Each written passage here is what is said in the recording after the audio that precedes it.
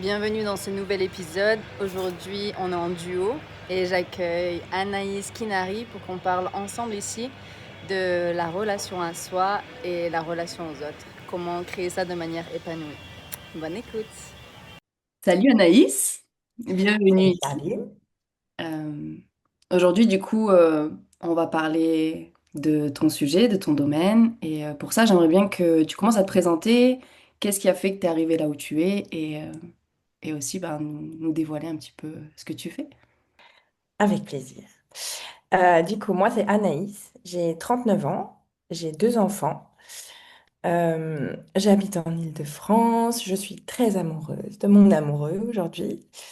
Et d'où je viens, pour la faire très très très courte et pour recentrer plus ou moins sur où j'en suis aujourd'hui, j'étais mariée avant. J'ai divorcé il y a 5 ans suite à une infidélité que j'ai découverte et après une année de délicate, c'est un euphémisme, une année très très très très compliquée pour moi où j'ai essayé de recoller les morceaux et finalement ça n'a pas fonctionné. Ça a été vraiment très très compliqué à traverser pour moi.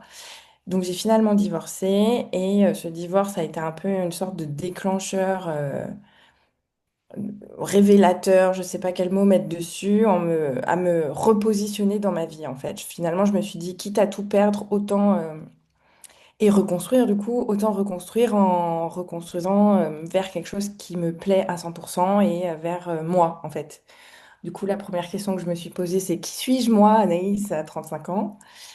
De par ces réflexions, j'en suis venue à me dire que j'étais pas à ma place dans mon travail, que je venais de traverser quelque chose qui m'avait profondément touchée, bouleversée en tant que femme, en tant que maman, en tant que femme d'eux aussi. Donc j'ai remis à plat un peu tout ce qui se passait dans ma vie et j'ai décidé de me reconvertir et de devenir coach. Et donc aujourd'hui, je suis coach et j'accompagne les femmes et les hommes aussi, parents plutôt, qui soit vivent des conflits dans leur couple, soit traversent des séparations, en gros les moments un peu charnières dans un couple qui sont difficiles à vivre et qui amènent à beaucoup de réflexions et de conflits et de situations qui sont très compliquées émotionnellement, mais qui souvent bousculent aussi, au-delà de l'émotionnel, l'identité. Donc voilà, ça c'est ce que je fais aujourd'hui. Ça m'anime vraiment profondément, déjà parce que j'ai traversé pas mal des situations que j'accompagne, et aussi parce que le lien humain, et particulièrement le lien amoureux, me fascine depuis de nombreuses années. C'est pour ça que j'en suis arrivée là aujourd'hui. Voilà, dans les grandes lignes. Tu parlais d'infidélité. Ouais. À travers ça, j'aimerais savoir qu'est-ce que ça t'a amené? Est-ce que ça t'a amené... Qu'est-ce que tu as vécu à travers ça? Alors, en fait, dans mon couple, déjà, si je situe, si je contextualise, ça allait très bien. Il y avait pas de signe, en fait, de prémisse. On était vraiment, on cochait toutes les cases du couple heureux. Vraiment, il y avait vraiment rien à déclarer. Et donc, j'ai découvert l'infidélité du coup de mon ex-mari et ça a été mais un train dans ma gueule, quoi. Je sais pas quelle, quelle métaphore prendre ça, mais ça m'est vraiment tombé dessus. Je me suis pas dit, je m'y attendais ou ça n'allait pas entre nous. Vraiment, ça a été un énorme, énorme bouleversement pour moi.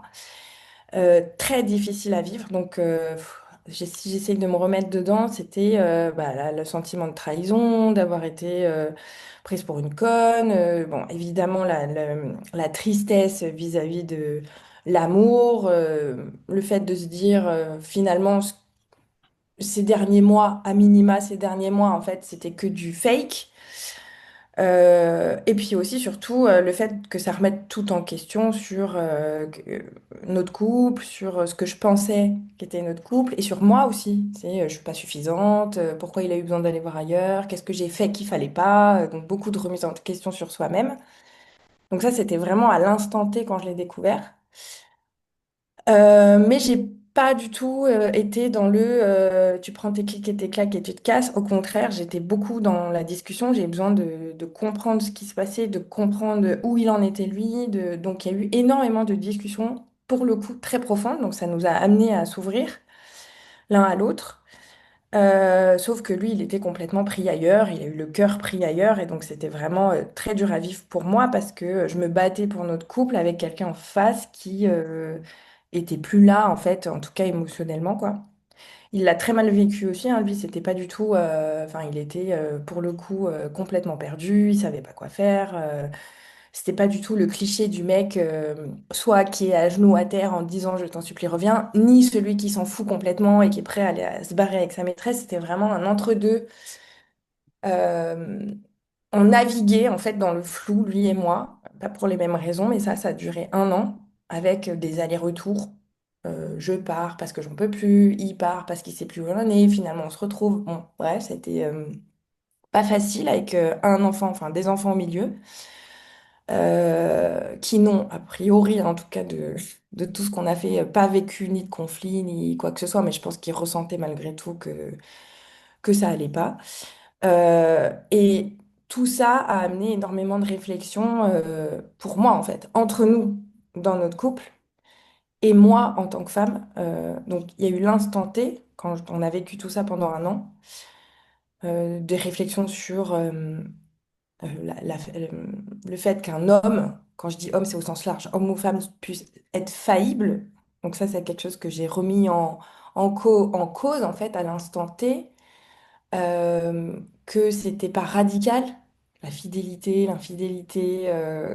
Finalement, on se rend compte que c'est un tsunami, mais qu'il y a quand même un espèce de poids. Tout de suite, en fait, j'ai eu honte d'en parler. À mes amis, à ma famille, je l'ai gardé pour moi parce qu'on s'est dit, bah, je vais être jugée, en fait. Tout de suite, je vais être la femme qui s'est fait tromper et lui, il va être jugé comme le connard qui trompe, entre guillemets, quoi. Donc déjà, ça a été un truc très étrange pour moi qui ai aucun problème à faire ce que j'ai envie de faire et j'en ai rien à foutre des autres. Là, j'ai vraiment eu cette sensation de dire je ne le dis pas parce qu'on va nous juger. Et par extension, du coup, dans l'année qui a suivi et même quand on a finalement décidé de se séparer parce qu'on n'arrivait plus à se retrouver, j'ai énormément questionné ce sentiment en fait, de me dire mais c'est fou quand même parce que l'infidélité, on va y venir après parce que j'insiste beaucoup sur ce mot. Parce que chacun a sa propre définition, ça c'est aussi quelque chose dont je me suis rendu compte finalement, c'est quoi être infidèle? Mais en tout cas, si je reviens à mon point, c'est de se dire, c'est dingue le poids de la société sur ce truc, alors que finalement, quand tu commences à ouvrir les vannes et à en parler, mais tout le monde l'a traversé, j'ai l'impression, quoi. Tout le monde l'a vécu une fois dans sa vie, et il y en a certains qui l'ont vécu en se disant, bon bah oui, c'est comme ça, d'autres qui l'ont vécu comme moi, comme un tsunami, mais finalement, c'est quelque chose d'hyper courant et hyper tabou et hyper manichéen. Les gens, ils ont un avis hyper tranché. Donc, ça a amené en moi énormément de réflexions qui sont parties très, très loin. Et je pense que c'est ça qu'on peut peut-être aussi creuser parce que je me suis dit, c'est quoi en fait la fidélité? C'est quoi l'infidélité? Pourquoi on s'impose la fidélité? Pourquoi on s'impose un schéma de couple alors que finalement beaucoup de gens souffrent à cause de ça? Enfin, voilà, ça c'est les prémices des réflexions que ça m'a amené au départ, tout part de là, du fait que je l'ai traversé en fait. C'est super profond. Et, Déjà, ouais. attends, Et on est qu'au début. c'est que le début. Et, mais dans tout ça, en fait, j'imagine qu'il doit y avoir aussi d'autres femmes qui nous regardent ici, des hommes aussi également, et qui amènent ces mêmes réflexions, ou peut-être pas encore, mais parce que comme tu dis, en fait, la société, elle est vraiment, elle nous amène à vraiment avoir cette idée du couple, du duo, Ouais. du un et pas plus. Si tu désires, si tu as envie de l'extérieur, ben c'est du coup, t'es pas Mm. fidèle. Du coup, voilà, on monte vraiment tout un schéma autour de ça qui fait qu'on le noircit, hein, clairement. Et on va s'en priver, on va s'en éloigner, on va se blâmer et culpabiliser lorsque ça va se présenter. Et du coup, on va rentrer dedans, ce que tu aimerais bien, du coup, qu'on aille un peu plus en profondeur, dans le sens où tu disais, c'est quoi pour toi l'infidélité?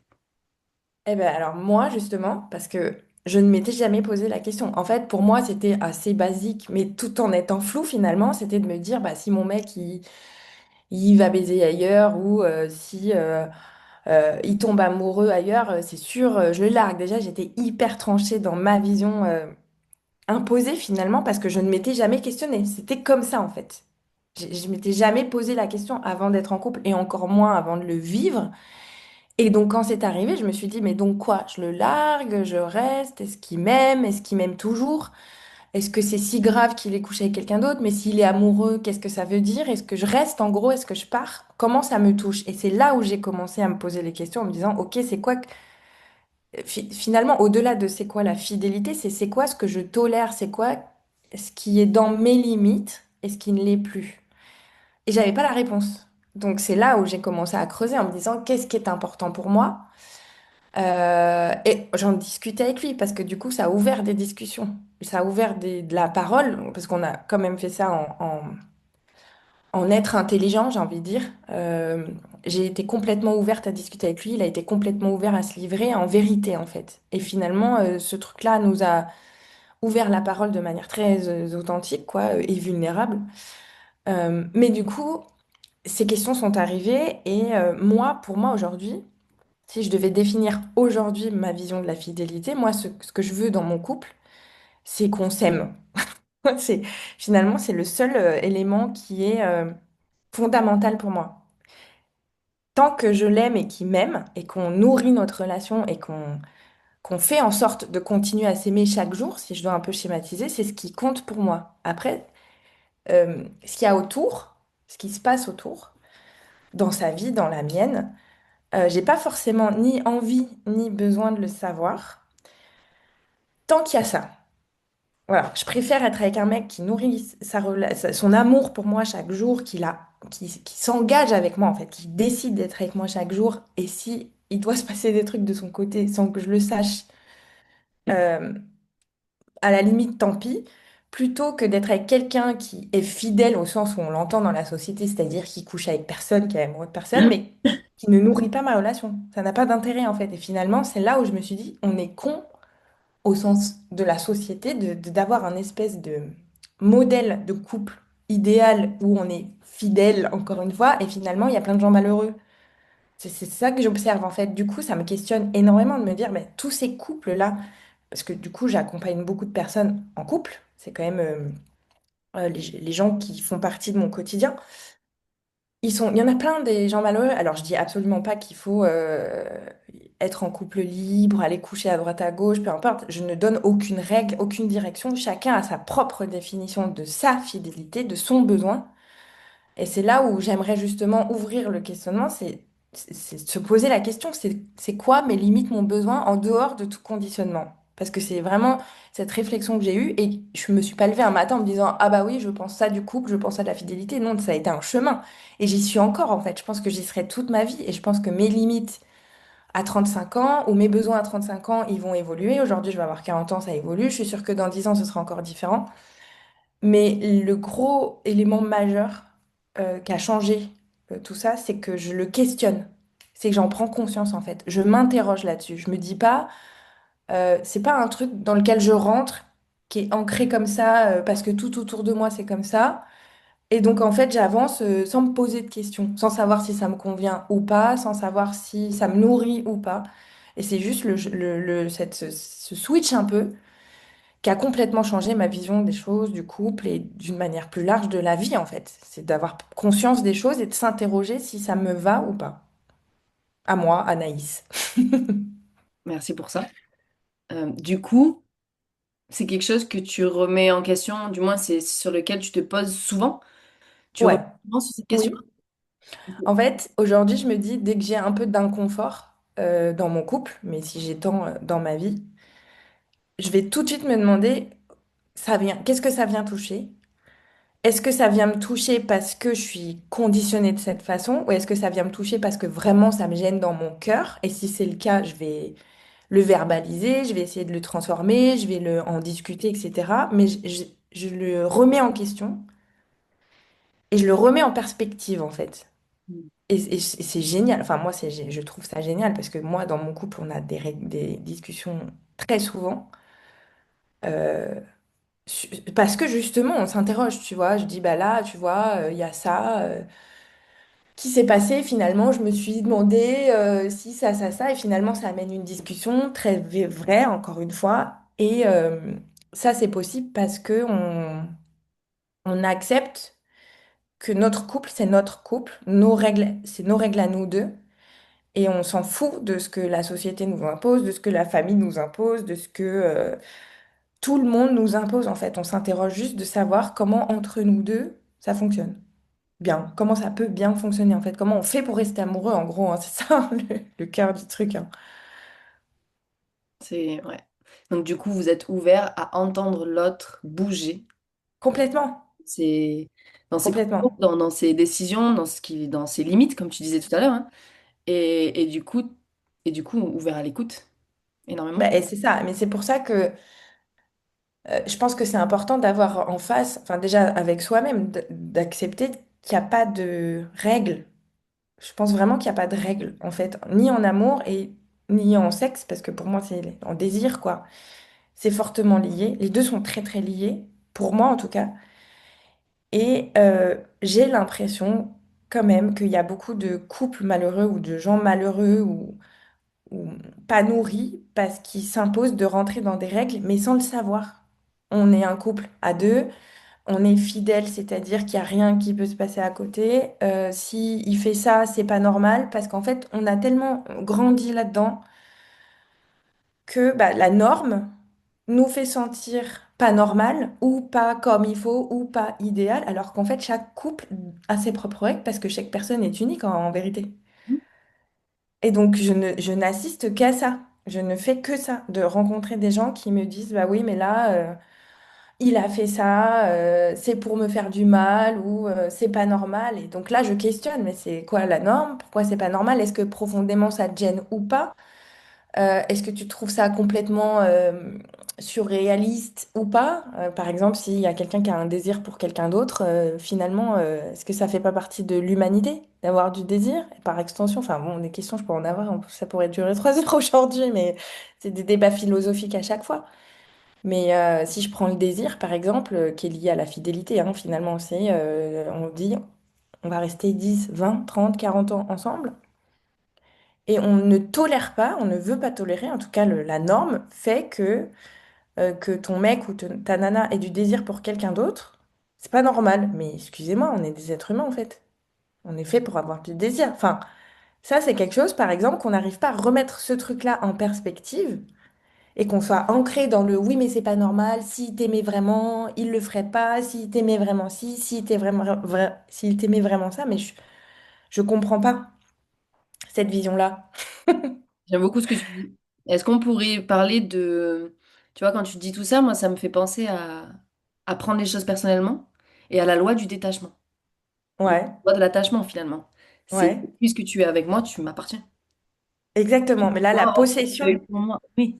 mais là, on y vient. Enfin, là, on touche au cœur du truc. C'est à partir de qui a décidé que quand on se mettait en couple, ça voulait dire qu'on possédait l'autre et qu'on était capable de diriger ses actes et sa façon d'agir et de penser. Pour moi, c'est l'inverse de l'amour. Mm. Le vrai amour. Le vrai amour, c'est aimer l'autre tel qu'il est et lui laisser être libre d'être qui il est. Et si effectivement il fait des choses qui ne me plaît pas ou qui me font de la peine, c'est à moi de bouger. Mm. C'est pas à moi de demander à l'autre d'être autrement. Enfin, pour moi, c'est déjà une règle de vie, tu vois. Si ce qu'il y a en face ne me convient pas, c'est pas à moi de demander à changer, c'est à moi de faire en sorte que soit je ne le vive plus, soit je le partage et il y a un ajustement, mais je suis qui pour dire que ce soit, mais même mes enfants, hein, j'ai la même perception, je suis là pour leur donner une éducation, mais à aucun moment je veux les transformer. Je suis là pour les accompagner en fait. C'est la même vision que j'ai avec mes enfants, avec mes amis, avec n'importe qui. Si l'autre en face ne me convient pas, bah, je bouge, pas l'autre. Et je crois que c'est là où il y a un vrai problème dans les couples. Après, tout ça est rempli de nuances et d'équilibre, etc. Sinon, ça veut dire on est des êtres de lien, donc on est fait pour être en lien. Mais on n'est pas fait pour ni posséder l'autre, ni l'enfermer dans une cage qu'on a décidé nous, ni le mouler à ce qu'on attend de lui. Et je pense qu'il y a un vrai problème là-dessus, en fait. Mais dans l'humanité, hein. C'est pour ça qu'aujourd'hui, l'humanité va mal. Pour moi, si tout le monde avait cette réflexion, on serait dans un monde heureux. On arriverait à se réjouir du bonheur de l'autre. Ouais, et puis on n'attendrait pas que l'autre se soumette à nos besoins, se soumette à ce qu'on attend de lui, parce que c'est ce qui se passe en fait dans les relations. Hmm. Moi, j'aime beaucoup ce que tu partages. Ah, c'est vrai, ça m'amène beaucoup de prises de Trop conscience de moi questions. aussi. Je me Ça dis, va durer waouh! 8 heures, Charlie. On va passer la journée dessus. Non, mais c'est vrai. Et puis, j'ai même envie de te dire, est-ce que lorsqu'on commence à aborder le couple, Ouais. on commence à aborder vraiment tous ces sujets touchy et ça vient vraiment toucher des parts de nous Oui. très sensibles, l'intimité, hein. Ah ben complètement, hein. Je dis pas que c'est facile, hein. C'est un On travail. reviendrait, est-ce qu'on ne reviendrait pas à ce moment-là dans notre enfant intérieur? Et du Ah coup, bah ça en fait exiger partie. les choses qu'on n'a pas reçues quand on était enfant? Bah, c'est sûr. En fait, moi je pense sincèrement que ce que tu vis dans tes premières années de vie, dans ton enfance d'une manière générale, parce que ça va jusqu'à l'adolescence, déjà quand tu vis des expériences adultes, ça contribue à la personne que tu es, mais quand tu es enfant, pour moi c'est d'autant plus fort. Et dans la petite enfance, en gros, toutes les années dont on se souvient pas, je pense que c'est vraiment je donne toujours la métaphore, c'est les fondations d'une maison, tu le vois pas, mais si elles sont bancales, tu le ressens toute ta vie. Ta vie, c'est ta maison. Si tes fondations sont pourries, franchement, tu galéreras toute ta vie à essayer de les faire tenir, tu vois. Alors que si tu as des fondations solides, et pour moi, les fondations solides, c'est tes parents. Tes parents à ta naissance. Donc, si tu as eu de la chance, tes parents, ils t'ont donné confiance en toi, ils t'ont donné de la sécurité dans l'amour, ils t'ont donné tout ça. Et ça, c'est tes fondations. Si t'as pas eu de chance, ou une chance approximative, bah, c'est bancal, voire extrêmement bancal. Et ça, tu passes ta vie à essayer de le remettre droit. Et comment? Bah, à travers les autres, finalement. Donc, si je ramène ça au couple, à l'attachement, je pense que si tu as grandi avec de l'insécurité dans ton attachement, avec du manque d'amour, avec des silences, avec l'humiliation, avec pas de valorisation, bah forcément, il te manque énormément de piliers, si je reprends ma maison. Et donc, en grandissant, qu'est-ce que tu fais? Tu vas chercher les piliers. Tu vas les chercher ailleurs. Donc, tu vas les chercher dans tes amours, tu vas les chercher dans tes amis, tu vas les chercher dans des figures de référence que tu vas prendre pour modèle. Et donc, quand c'est vraiment bancal, bah, t'en demandes trop finalement. Hmm. Et c'est pas méchant, c'est pas pour faire du mal à l'autre, c'est pour te construire. Sauf que finalement, bah, c'est toi qui es déséquilibré. Et l'autre en face, bah, il peut ne pas t'apporter cet équilibre. Il peut porter trop de poids, tu vois. Ta maison, elle lui pèse trop lourd sur ses épaules à lui. Et moi, je suis pas trop partisane parce qu'on entend souvent, il faut que tu te sentes 100% bien et aligné toi-même pour être en couple, par exemple. Moi, cette phrase, je l'aime pas trop. Moi, je pense que, comme pour tout, on se construit en lien. Je pense sincèrement que l'homme et la femme, euh, on est des êtres de lien, je le redis. Donc, par l'autre, tu grandis, je trouve. Vraiment, et ça se révèle au fur et à mesure de ta vie. Si tu es accompagné de quelqu'un qui t'élève, tu t'élèves. Il contribue à t'élever. Donc, je suis pas pour dire tu dois être 100% aligné, tu dois être 100% équilibré pour être bien en couple. Je pense que c'est pas vrai. Par contre, euh, tu peux te co-construire à deux. Je pense vraiment qu'à un couple, la personne en face peut t'aider à aller mieux. Mais il faut que tu aies conscience de ce qui va pas chez toi. Je pense que si tu as conscience que tu as tel schéma, tel pattern, tel besoin qui est trop fort, l'autre, il peut t'aider à les nourrir, mais il faut aussi que toi, tu fasses un exercice, que tu aies conscience, parce que finalement, cette conscience, elle t'amène à lui dire, à t'excuser, par exemple, quand tu vas trop loin, ou à réviser. Si tu es dans un conflit et que tu sens que c'est ton toi à toi qui va pas et que c'est pas finalement le couple, c'est que toi, tu vas pas. Si tu as conscience de ça et que tu le travailles, bah, tu vas t'élever toute seule et il va t'aider Je dis toujours il parce que je suis une femme, hein, c'est plus facile, mais ça marche dans tous les sens, dans tous les couples, on va pas... Il va t'aider à t'élever, mais il faut que lui aussi, il soit équilibré, soit que lui aussi ait conscience de ses schémas et de ses patterns, tu vois. Donc, c'est compliqué. C'est pas simple ce que je dis. C'est très théorique. Mais tout ça pour dire que je suis pas complètement. Je pense que tu peux te nourrir de l'autre en couple, te rééquilibrer un peu. Mais effectivement, tu vas le chercher ailleurs. Ce qui te manque, tu vas le chercher ailleurs. Et pour toi, du coup, ça veut dire que si je reprends l'exemple que tu as donné, hein. Si ta fondation, lorsque tu étais enfant, elle a pas été nourrie de la meilleure des manières pour pouvoir avancer et être solide par soi-même, ça veut dire que pour toi, c'est biaisé et tu vas toujours devoir aller chercher chez l'autre, ou il y a un Ce moyen sera, que tu moi, puisses les deux. venir apporter les choses Ouais, je pense que c'est quand tu as conscience des choses, c'est pour ça que je dis c'est hyper important d'avoir conscience. Si tu as conscience que tu as un bras cassé, bah tu vas pas dire ah ok j'ai un bras cassé, je laisse le bras cassé. Tu vas essayer de le réparer toute seule ou peu importe, tu vas essayer de le réparer. Donc si tu as conscience que tu fonctionnes de telle ou telle façon, théoriquement si tu as envie d'aller bien, tu vas essayer de le réparer. Donc pour moi quand tu as conscience, toi-même seul, tu mets en place des choses pour te réparer.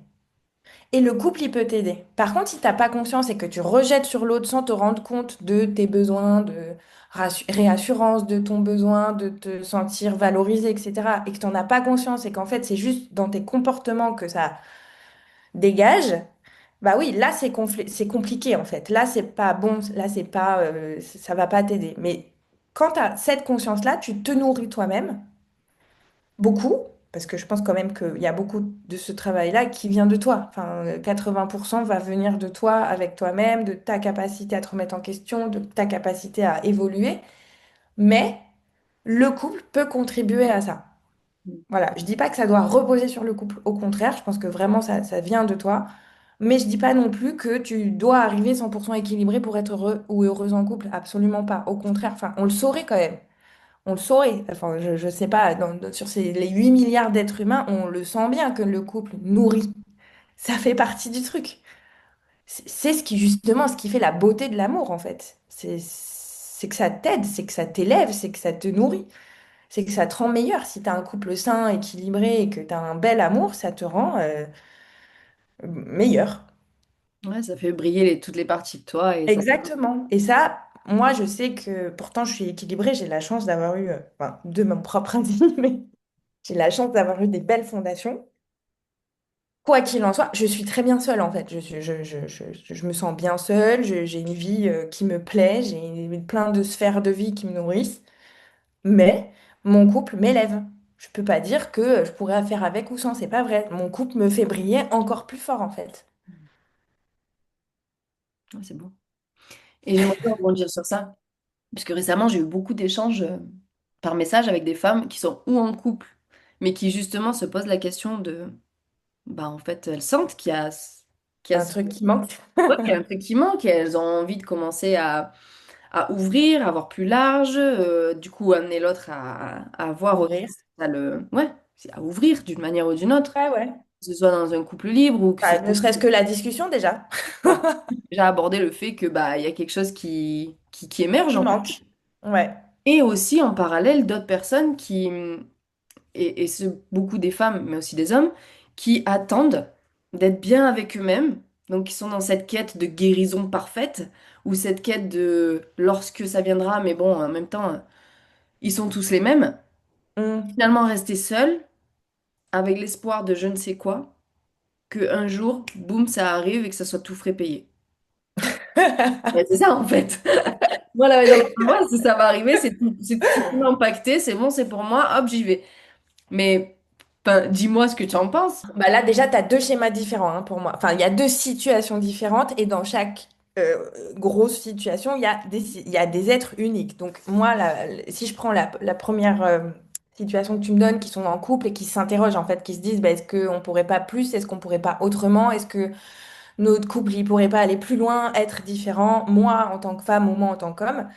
Là, pour moi, déjà, je trouve ça un premier pas de s'interroger, en fait. S'interroger sans se dire sans être noir ou blanc, je suis pas heureux en couple, je quitte, ou je suis heureux en couple, je reste. Il y a vraiment une question de est-ce que ça pourrait pas être plus différent? Est-ce que là aujourd'hui je me sens pas heureux, mais est-ce qu'il suffirait pas de faire un pas ou aller vers autre chose pour qu'on soit heureux? Donc c'est déjà pour moi une réflexion qui commence bien, parce que ça veut dire qu'on remet pas tout en question, on s'interroge juste de pourquoi pas différemment. Souvent quand on est là, parce qu'il y a ceux qui ont passé, cap, entre guillemets, d'avoir des couples différents, donc couple ouvert, couple libre, libertin, enfin trouble, ce que tu veux, des schémas de couple, on met des mots en plus surtout, mais pour moi, il y a autant de couples possibles que d'êtres humains, donc voilà, mais en tout cas qui sortent de la normalité qui est couple hétéro normé à deux fidèles. Euh, bon, ceux qui sont dans ces réflexions, donc n'ont pas passé le cap, le plus dur c'est d'en parler finalement.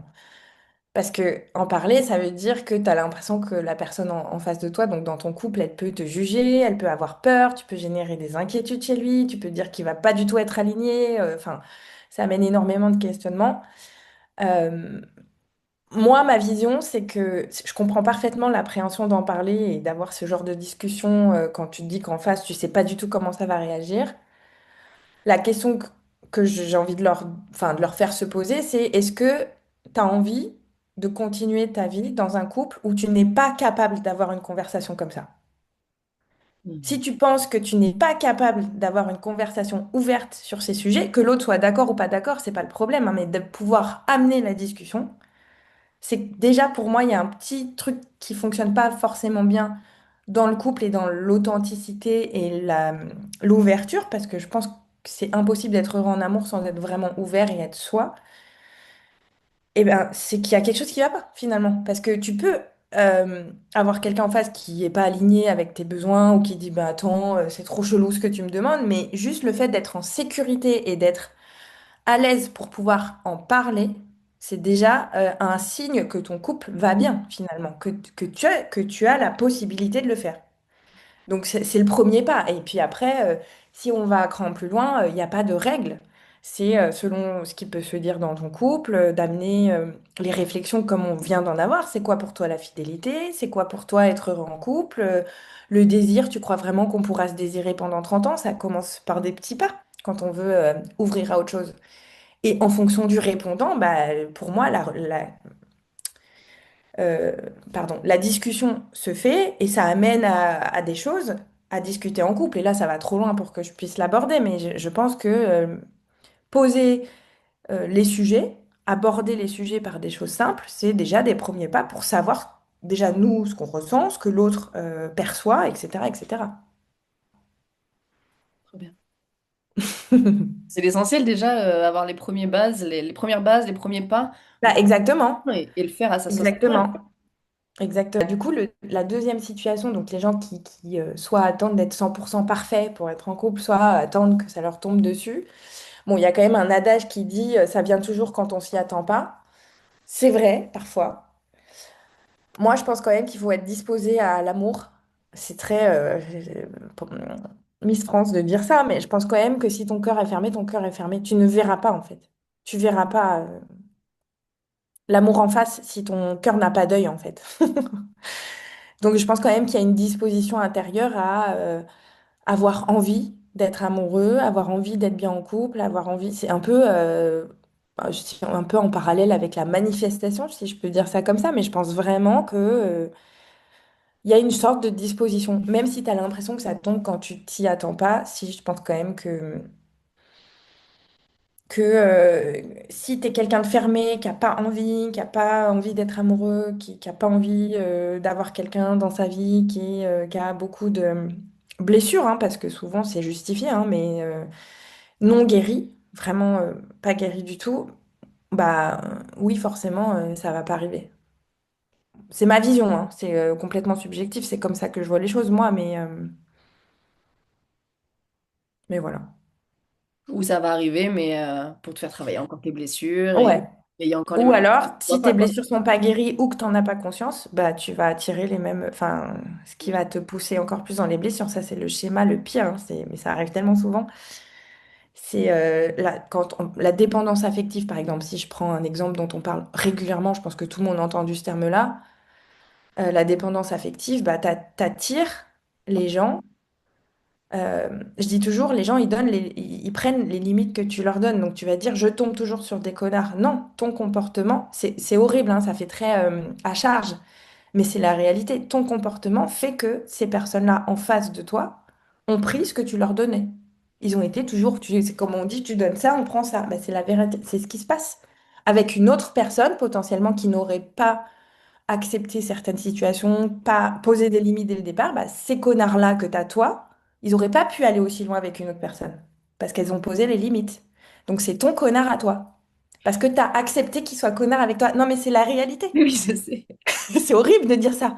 Mais j'en reviens toujours à je veux pas que l'autre change. C'est moi qui pose mes limites. S'il fait ça, moi, je refuse. Par exemple, j'avais quelqu'un, je connaissais quelqu'un. À un moment, il était sorti avec un mec. Il la faisait poireauter en permanence. Il me dit qu'il vient, il arrive 6 heures plus tard. Il arrive 2 jours après sans me prévenir. Mais j'ai dit, mais il le fait parce que tu l'acceptes quand il arrive. Moi, si le mec, il me fait ça une fois, il rentre pas chez moi. Surtout au début, quand t'es pas amoureux, quand t'as rien. Je dis, moi, il me le fait une fois. Je lui dis, la prochaine fois que tu me fais poireauter 6 heures, c'est finito, mon gars. Donc, son connard qu'elle a accepté pendant un an qu'il fasse ça. Mais moi, au bout de 2 jours, c'était finito. C'est pour ça que je dis, bah voilà, il a pris ce qu'elle lui donnait, ce qu'elle a accepté. Ouais, là, on va parler aussi de valeur. Le fait que Bah, c'est lié, mais c'est ça, mille c'est fois nos lié. valeurs. Voilà. On fait le... Évidemment, et là je reboucle avec ce que je disais au départ. J'ai la chance, moi, d'avoir mes fondations. Je dis pas que c'est facile si tu es attaché à quelqu'un de lui dire bah non, mais par contre, je considère que j'ai suffisamment de valeur et que ça, c'est du manque de respect et je ne l'accepte pas. Si t'as pas ta fondation et que toute ton enfance t'as entendu que t'étais une merde, bah finalement, ça t'aide pas du tout pour le reste de toute ta vie, évidemment. Évidemment, c'est les fondations, les fameuses. Sauf que quand t'en prends conscience, par exemple, si je reprends cet exemple, et que tu dis non. Je sais qu'on m'a dit toute ma vie que j'étais une merde, mais je refuse d'être une merde aujourd'hui. Et ben la prochaine fois que le mec il te fait ça, un coup de merde comme ça en revenant, et ben là, si tu as conscience du truc, tu dis non, je refuse maintenant qu'on me fasse ça. On en revient à la prise de conscience, tu vois. Je suis d'accord. Pour ça, Mais je... c'est un travail. Tout ça est hyper facile à dire, c'est le travail d'une vie, hein, on va pas se mentir, hein. Complètement. Mais du coup, Mais j'allais qui se rebondir sur muscle. ce que tu disais. Et, et c'est que ma perception, mais je sens que j'ai besoin de le dire là maintenant tout de suite. C'est allez, quand on est jeune, qu'on subisse les conditionnements de nos parents, qu'on subisse vraiment toutes ces choses qu'on nous a inculquées dans notre tête. Donc, c'est des choses qui se répètent dans notre tête, hein, qu'on le veuille ou qu'on ne le veuille pas. C'est du subconscient, donc du coup, ça vient dans nos pensées, tout ça. Jusqu'à un certain âge, ben ok, on le subit, puisque on n'en a pas conscience. À partir d'un certain âge, c'est un choix. Hmm. Et si je ne prends pas les mesures pour pouvoir changer ces choses-là, c'est toujours un choix. Que je choisisse ou que je ne Ah, je choisisse suis complètement alignée. pas, toujours un choix. Je suis complètement alignée et des fois j'ai la victimite en face et je suis navrée si ça parle à certaines femmes qui vont dire oui mais non mais c'est lui mais c'est elle mais c'est machin mais c'est parents. Ça reste un choix et je reste là-dessus. C'est vraiment mon fer de lance d'ailleurs dans mes coachings, c'est tu choisis ce qui t'arrive. Et c'est très extrême de le dire de cette façon parce qu'évidemment, mais évidemment il y a toujours des contextes qui sont beaucoup plus compliqués que d'autres. Je ne le nie pas. Vraiment, je le nie pas, mais quoi qu'il en soit, tu choisis de rester dans telle ou telle situation, tu choisis qu'on te fasse ça ou pas, tu choisis d'accepter ou pas, et tu choisis de faire le tri ou pas dans ton entourage. Enfin, tout est une continuité de choix. Mhm. Complètement. Tu as la responsabilité de ta vie. Pour moi, c'est vraiment... quand, le jour où tu en prends conscience, tu as la responsabilité de ta vie. C'est toi le chef de ta vie. Est-ce qu'on Et c'est pourrait pas dire à cause aussi... des autres. Ouais, mais est-ce qu'on Ta vie, pourrait... elle change. Ta vie, elle change. Quand tu as vraiment conscience profondément dans tes tripes que c'est toi le chef de ta vie. Est-ce qu'on peut on pourrait dire aussi qu'il y a cette part de souveraineté? Ah ben c'est ça, hein, t'es la queen de ta vie, quoi. C'est ça. Évidemment, oui, évidemment. Et quand on prend conscience et que tu vois que en avoir conscience, ça te donne un pouvoir sur ta vie, mais le pouvoir, tu as envie de l'amplifier, de l'amplifier, de l'amplifier. Et il s'amplifie, il s'amplifie, il s'amplifie. En Et soi, cette sensation, elle est magnifique quand même, hein, quand tu sens que tu prends le pouvoir et que ça commence par un petit pas, puis un autre petit pas, puis à la fin, tu construis un château et tu te dis, mais putain, ça a toujours commencé par une brique, hein. C'est pas tu te réveilles le matin, tu changes de taf, t'es hyper amoureuse, tout va bien, t'envoies chier tous les connards, etc. Non, c'est une brique, par une brique, par une brique. Mais il faut la poser la première. hmm, il faut y aller, quoi. Bah, faut avoir conscience et faut se dire, ok, je décide de construire mon putain de château, quoi. Là, c'est beau. Et puis en principe, quand on commence à rentrer dans ce système-là, Exactement. oui, elle répond. Ah, mais Jamais complètement. les choses qui sont dans la même vibration que ce qu'on a Ah envie oui, de mettre, mais finalement. complètement. Complètement. Et du coup, si j'en reviens au sujet par lequel on a commencé, le couple, l'amour, la fidélité et par extension tout ce qui peut exister en amour, c'est pareil en fait. C'est toi qui décides du couple que tu veux. Parce que moi, ces échanges, et on en avait parlé, toi et moi, c'est la fameuse fidélité, le couple libre, comment accepter, pas accepter, qu'est-ce que je suis prête à tester, explorer, et pourquoi finalement je m'enferme dans un tel schéma de couple. Est-ce que c'est vraiment fait pour moi? Ben, ça commence par les mêmes réflexions. C'est moi, la queen de ma vie. Donc qu'est-ce que je veux dans ma vie, dans mon couple, dans mes amours? Et j'en ai rien à foutre des autres en fait. À commencer par qu'est-ce que je veux ressentir.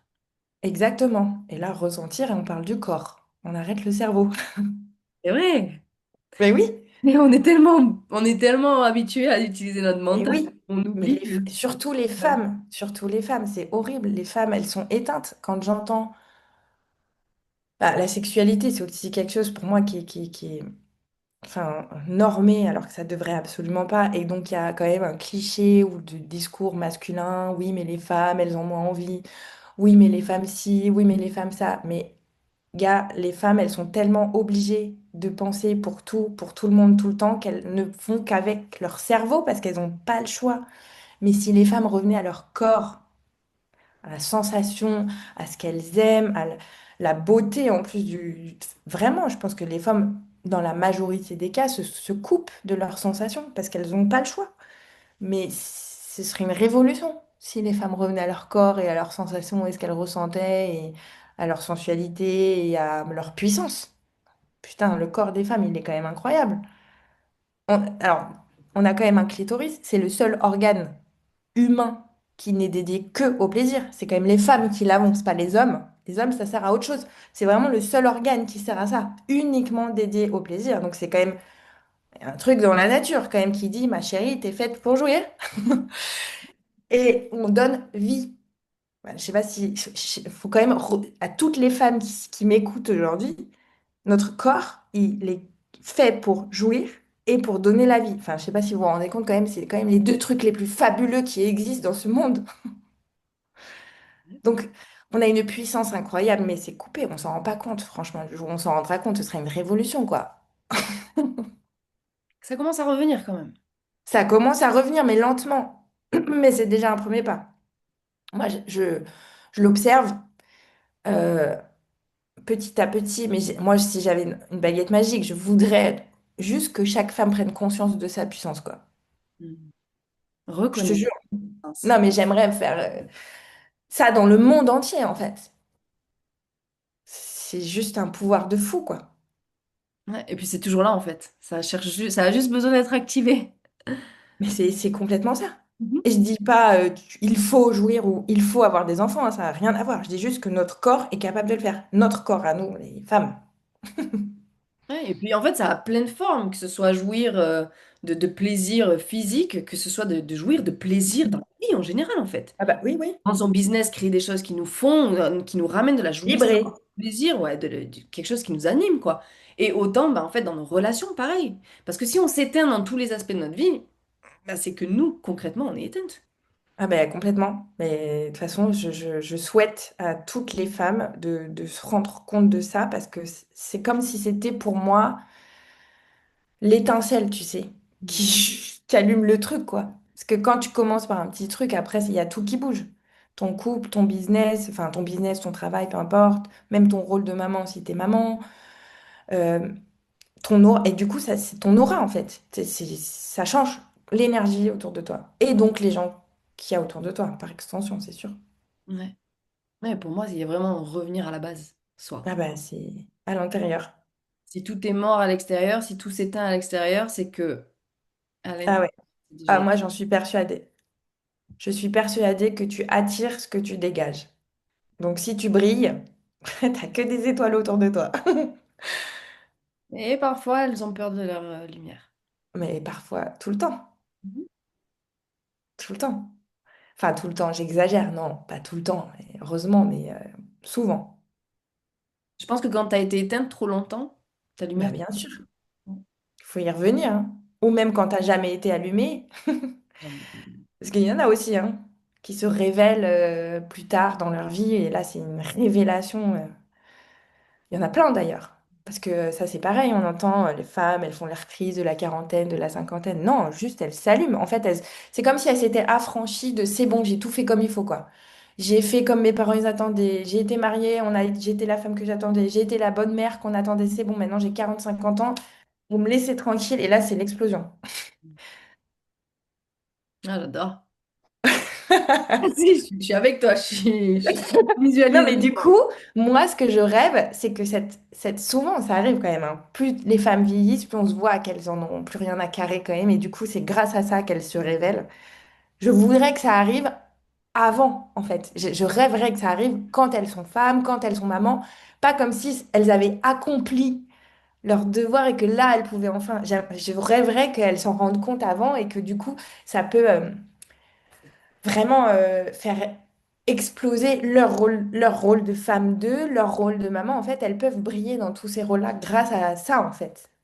C'est, j'observe moi souvent même dans mes clientes, tu vois, elles s'éteignent parce que elles ont la charge de la maison, parce que elles doivent travailler, parce qu'elles doivent être des bonnes mamans. Mais c'est en étant la meilleure femme, la puissance de toi, que tu vas être la meilleure des mamans, la meilleure des femmes, la meilleure au travail. En fait, c'est l'inverse.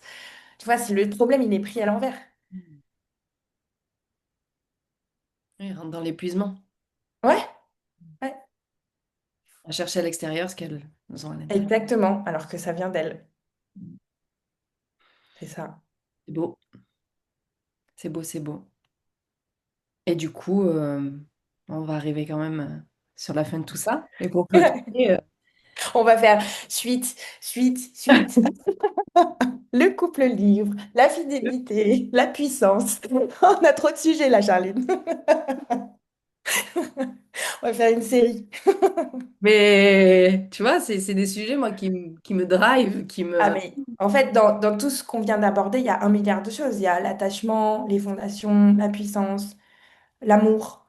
Et donc, dans l'amour, le couple, le désir, les normes. Il y a un milliard de sujets en réalité qui seraient à creuser, quoi, qui nous touchent beaucoup. En plus, nous, les femmes, hein, je reprécise, je sais pas s'il y a des hommes qui écouteraient, mais on a quand même la fameuse charge mentale et le poids de tout, beaucoup plus que les hommes, quand même. C'est dur d'être une femme. Et en même temps, c'est magnifique quand tu l'embrasses vraiment, quand tu t'affranchis des injonctions, en gros, quoi. Et des normes et des règles, c'est magnifique d'être une femme. Moi, pour rien au monde, je voudrais être un homme. Mais c'est plus dur. C'est plus dur et il faut s'affranchir, en gros. Je résonne beaucoup avec ce que tu dis. Mais Et à je la sais. fois, et à la fois, j'ai envie de dire, je pense que les hommes aussi, ils ont une charge. Je pense Ah, que mais à complètement. leur En manière, fait, elle est complètement différente. C'est ça, à leur ouais. manière. Et c'est vrai, hein, ils l'ont. Et je pense que c'est d'autant plus difficile aujourd'hui qu'il y a plusieurs années parce qu'aussi on leur demande beaucoup de choses différemment. On leur demande de nous comprendre. C'est pas simple non plus. Donc, évidemment. Mais moi, je trouve ça trop beau. Tu vois, mon métier, du coup, je suis coach spécialisée en relationnel, dans les conflits, les relations. J'ai beaucoup d'hommes. J'ai été étonnée au départ, mais ça me donne foi en l'homme, en fait, d'avoir ces échanges et de coacher ces hommes-là. J'adore, en fait, les voir réfléchir, les voir se poser toutes ces questions. Et ce qui est étonnant, c'est qu'ils... Enfin, c'est étonnant et pas étonnant en même temps, c'est qu'ils n'en parlent pas entre eux. Et finalement, ils m'en parlent à moi. Et je me dis, mais les gars, parlez-vous entre eux, en fait. Vous avez... Vous êtes capable, il y a une sorte d'injonction à la virilité, mais c'est encore une fois les injonctions, hein, mais la virilité, c'est quoi? Bah, on ne dit pas qu'on pleure, on ne dit pas qu'on est triste, on ne dit pas qu'on se questionne sur l'amour, alors qu'en réalité, moi, je les ai en face de moi et ils ont beaucoup, beaucoup de réflexions similaires. Mais c'est beau, moi, j'adore voir ça. Ouais, tu es en backstage en plus. Je les ai en backstage. Cool. Donc, bravo les hommes pour Ah oui. ça. Non, mais c'est vrai, c'est Mais oui, important. Tu vois, pour vraiment séparer l'homme et la femme, ils fonctionnent complètement différemment et on est mais on est complémentaires en fait. Moi, je déteste de voir, de voir quand on, parfois, on voit une polarisation féminisme contre masculiniste. En gros, là, il y a un peu un truc qui se polarise alors que on est complémentaires. On est fait pour être différents mais pour s'emboîter, quoi. Enfin, en plus, vraiment, on s'emboîte. C'est vrai. Mais on n'est pas fait pour être les uns contre les autres. On fonctionne différemment et il faut pas s'attendre à fonctionner pareil. Tant qu'on s'attendra à vouloir être pareil, ça n'ira pas parce qu'on n'est pas pareil. On est fait pour être complémentaires, mais c'est beau. Merci. Mais je t'en prie. Merci à toi. Et imaginons, certaines personnes veulent travailler avec toi. Déjà, je vais mettre ton Instagram pour qu'ils puissent voir ton... Ouais, bah, j'ai mon compte Instagram, du coup Anaïs Kinari. Mais si tu le mettras, elles auront le lien et elles me contactent. De toute façon, elles verront mes sujets, ce que je partage. Je partage en toute authenticité ce qui me tient à cœur d'ailleurs, tout au long du processus de l'amour. Je ne sais pas comment dire ça. Donc elles me contactent avec plaisir. Je serai toute oui pour les écouter, pour échanger, même pour dire un petit coucou, un petit merci, avec plaisir. Mais moi, je te remercie, d'être venu sur le podcast. Avec plaisir. Et puis, de passer une très belle journée. Toi aussi. Si tu es encore ici après ce bel épisode, c'est que le sujet t'intéresse.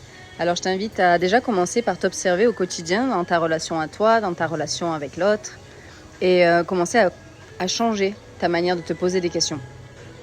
Et si pour ça tu as envie de te faire accompagner ou simplement échanger sur le sujet, je t'invite à aller directement sur la page d'Instagram d'Anaïs, ou bien même également si tu veux en discuter avec moi, ce sera avec grand plaisir. Sur ce, belle fin de journée, soirée, et à très vite pour un nouvel épisode.